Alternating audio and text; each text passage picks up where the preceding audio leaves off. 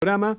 Tenemos ahora en línea al dirigente Víctor De Genaro, de Unidad Popular, para hablar un poco de política y también de la situación que está viviendo nuestro país. ¿Qué tal, Víctor? Daniel Rodeguero te saluda. Buen día, Daniel, ¿cómo te va? ¿Qué tal? Bueno, Víctor, te quería preguntar, generalmente lo hablo con todos los entrevistados, ¿cuál es tu visión de qué país vamos a recibir para luego de la cuarentena? Bueno, yo siento y concuerdo con distintas expresiones que van desde Adolfo Pérez Esquivel, que dice el fin de la cuarentena es hoy, hasta Facundo Manes, que hace poco hablaba de lo que significaba la cuarentena y decía que lo que iba a pasar se definía hoy, y yo creo eso. No es el fin de la cuarentena, como nos deja el país. El país es el que tenemos hoy, y de acuerdo a lo que hagamos hoy, podemos pensar que cuando termine la cuarentena, la enfrentaremos mejor. El país, obviamente, venía de una decadencia y una destrucción muy grande. Hasta en la salud no teníamos ministerio, en trabajo, en distintos niveles creció la pobreza, la violencia, la marginalidad. Entonces veníamos con una situación muy grave, y ese aluvión de votos que abrió la esperanza el 14 de agosto y se reafirmó el 25 de octubre, significó un cambio que planteaba una perspectiva. Y creo que tuvimos la suerte de que el presidente, frente a la irrupción de la pandemia, eligiera la vida y no el negocio. Ya estábamos todos acostumbrados a que teníamos que cuidarnos solos, y ahora que tuviéramos la máxima figura del gobierno nacional que planteara eso, que no podía haber grietas, que la unidad frente a un drama tan grande era fundamental. Claro, la pandemia tuvo que ser enfrentada con la única cosa que sirve por ahora hasta que venga la vacuna, que es el aislamiento, claro, la cuarentena, etcétera. Ahora, ¿cuál es la diferencia? La cuarentena es la mejor herramienta, entonces no es que hay que terminarla, hay que transitarla con una calidad de vida mejor, claro. Porque lo que hizo la pandemia es mostrarnos que vino la pandemia, pero creció el hambre, que vino la pandemia y demostró que los bancos están llenos de plata, pero los que generan la riqueza son los trabajadores. Se acabó el verso de que el modernismo significaba la tecnología, iba a terminar el trabajo, etcétera, etcétera, y cuando en realidad nos muestra que están dispuestos a matar a sus pueblos, como en Estados Unidos o en Brasil, con tal de ganar y mantener las grandes ganancias de los grandes grupos económicos. Entonces, nos hace ver que hoy hay que tratar de garantizar la calidad de vida en esta cuarentena y resolver las injusticias, desde el hambre hasta la conectividad, porque la educación ha mostrado que se han perdido no solamente 20% de los chicos ya no están siguiendo la escuela, sino que hay más del 35% de los pibes que no pueden, porque tienen mala conectividad, claro, ni pensar en participar. Entonces, ahora, hoy muchas veces se habla el fin de la cuarentena. Muchas veces se escuchan por ahí diciendo que el presidente no tiene un plan, digamos, económico para luego de la cuarentena. ¿Vos qué pensás? Es que tiene que discutir hoy. Los grupos económicos o la comunicación hegemónica, sí, las empresas hegemónicas de la comunicación, que son empresas, no hay medios de comunicación, son empresas, y esas empresas nos tratan de convencer que por ejemplo, voy a poner un ejemplo, que tiene que aceptarse que vamos a ser más pobres al salir de la cuarentena. ¿Y eso dónde está escrito? En ningún lado, es la ambición de ellos. Supongamos, si se aprueba un salario universal básico, una renta básica universal, cualquiera sea su nombre, pero que por ejemplo haga que para cada argentino que no tiene un trabajo estable, formal y en blanco, que son unos cuantos millones, se le pague 17.000 pesos de salario universal, y a cada hijo haciendo universal el salario universal. Hoy hay 4 millones de pibes que no cobran esa universalidad, porque algunos cobran menos porque son hijos de municipales, etcétera, o hay 2 millones que, como los familiares tienen otros planes, no cobran. Sino, si se hace universal, tendríamos que cualquier familia tipo tendría un ingreso por ser argentino, por vivir en la Argentina, de 42.000 pesos. Se acabaría la pobreza. Ahora, vamos a ser claros. ¿Cuánto significa esto? Y 3% del Producto Bruto Interno, porque hoy el IFE, la tarjeta alimentar, el salario universal, ya está en 2% del Producto Bruto Interno. Ahora, para hacer eso, habría que cobrar políticas impositivas progresistas. Por ejemplo, cobrarle a los 114.000 millonarios de dólares que tienen patrimonio en dólares, más de $1 millón, y algunos 13 ya pasan los 1.000 millones, entonces cobrarle un impuesto progresivo. ¿Y pensás que eso lo va a hacer el gobierno o lo tiene en carpeta? Yo estoy diciendo que lo que se debe, que no está escrito que tiene que haber más pobres, es una voluntad política, o auditar la deuda. Yo no comparto que haya que pagar una deuda que está auditada y beneficiar a los que fugaron los capitales en la Argentina.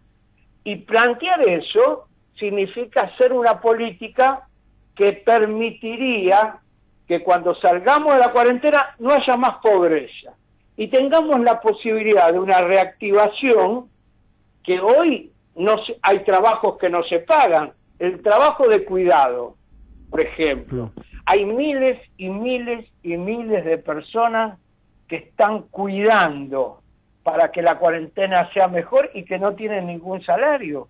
En la educación, en la salud, todos hablan de que la salud es hoy, los trabajadores de la salud son los más importantes, que están en la línea de batalla. El gobernador Kicillof acaba de terminar la precariedad de 15.000 trabajadores de la salud, los acaba de nombrar permanente. Esto es muy importante porque además, como están en blanco, financian la caja de jubilación, el IPS. Ahora, imaginemos los precarios que hay en la Argentina, que significaría un salto cualitativo para financiar las cajas de la jubilación y no recortarle a los jubilados el sueldo como se hace hoy. Entonces, es discutir una política. Entonces, el fin de la cuarentena dependerá de lo que hagamos hoy. Nosotros trabajamos, por ejemplo, yo vengo de una reunión del Movimiento de Acción Popular hace un ratito, virtualmente, te aclaro. Sí. Vengo donde, como en Lanús hicimos el movimiento Lanús Libre de Hambre, estamos confrontados con esta política que niega el hambre y que hemos logrado que saliera una ordenanza de ollas, de reconocimiento a las ollas populares que han surgido solidariamente en Lanús y que el municipio no atiende porque dice que no, y han tenido manifestaciones de solidaridad espectacular. Para ponerte un ejemplo, me sorprendió gratamente la cantidad de equipos de fútbol de pibes jóvenes que han hecho Ocha. Tumba la Birra en Villa... Ahora, sin embargo, con lo que estás hablando, sin embargo, a veces hay voces críticas aún desde dentro del Frente de Todos. Por ejemplo, se escuchó hubo fuertes críticas de Eve de Bonafini ayer. ¿Cómo se toman desde el propio Frente de Todos estas cosas? Primero el Frente...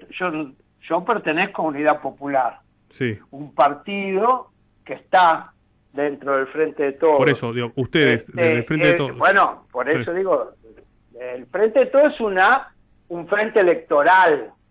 Fue un acuerdo para evitar que siga lo que significaría una hecatombe mayor para la Argentina. Ahora, dentro del Frente de Todos hay distintas visiones, opciones.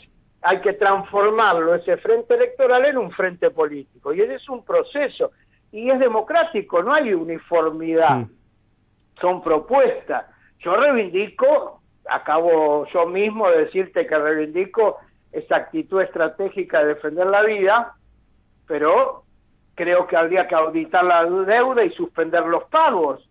Y que habría que presentar, no decir que se va a presentar un proyecto que hace meses que está todavía ahí cajoneado en el Parlamento, sobre los impuestos a los grandes contribuyentes. Entonces, pero diciendo esto, estás haciendo una crítica al gobierno, una crítica constructiva. Pero no es un problema de... el problema no es si criticas o no, ¿qué proponemos? Por eso, pero la propuesta proponemos cosas, son propuestas que ojalá se discutan democráticamente. Yo aprendí que lo más importante es discutir públicamente y debatir públicamente. Y es más, lo más importante sería que se democratice y, por ejemplo, hubiera referendos populares, plebiscitos, y no fuera el cerramiento y el autoritarismo, que es un peligro. Yo vengo yo pertenezco hoy, soy vicepresidente de la Comisión Provincial de la Memoria, que es un organismo, que es el mecanismo local contra la tortura, que es un organismo estatal autárquico, que preside Pérez Esquivel, y venimos de plantear al gobernador pedir una entrevista porque estamos preocupados de la desaparición de Facundo Castro, claro, de la muerte de Raúl Dávila por una quemadura en un calabozo que estaba ahí porque se peleó con el padre de su novia. No debería haber muerto, o no debería haber muerto fusilado Lucas Verón, en Matanza por la brutalidad policial. Entonces, el autoritarismo no es el camino es la democracia. Debatir los temas. Sí, te hago la última pregunta electoral. ¿Coincidís con algunas voces aún dentro del Frente de Todos, por ejemplo Julio De Vido y otros más, que dicen que... ¿Sabés lo que pasa? Que a mí me preocupa que vos lo que querés es un título y no el debate. El debate de las ideas no tiene que ver con nombres. No es un problema si coincidimos con uno o con otro. Yo discuto propuestas. Y en el Frente de Todos, sí, nosotros hemos presentado una propuesta que es la aprobación de la renta básica universal en la emergencia. Hemos creído impulsar un impuesto a la riqueza y a las primeras firmas y bancos y beneficiarios de todo el sector financiero. Claro, suspender la deuda y auditarla y profundizar la democracia. Sí, lo que yo te decía es que... Entonces, no es un problema de si estás con aquel o con aquello. Ideas. Claro, lo que yo te decía con las ideas que planteabas es que esas ideas me parece que no están en la agenda del gobierno, ¿no? Bueno, algunas sí, y otras el gobierno está dudando, discutiendo, o debatiendo, y eso a mí no me asombra. Sí, sí, porque, para ponerte un ejemplo, para mí la democratización abarca todos los términos, desde las empresas de la comunicación hasta lo que significa el sindicalismo argentino. Bien. Y por supuesto que me parece que hay que abrir instancias a la democratización y empoderar a la gente. Bien. Con debates democráticos y no con grietas que evidentemente no sirven. La pandemia, sí, o el hambre, Víctor, no puede tener sí, grietas. Bien, son y 57, me quedan 40 segundos del programa, No, pero bueno, vamos... está bien, perdón. No, por supuesto no, pero me encantaría volver a llamarte y Con todo gusto. tenerte en otro programa, así podemos seguir analizando. Sí, cómo no. Bueno, gracias, Víctor. No, muchísimas gracias a vos por llamar. No, por favor. Bueno, fue Víctor de Genaro, dirigente de Unidad Popular. Bueno, nos despedimos, nos vemos.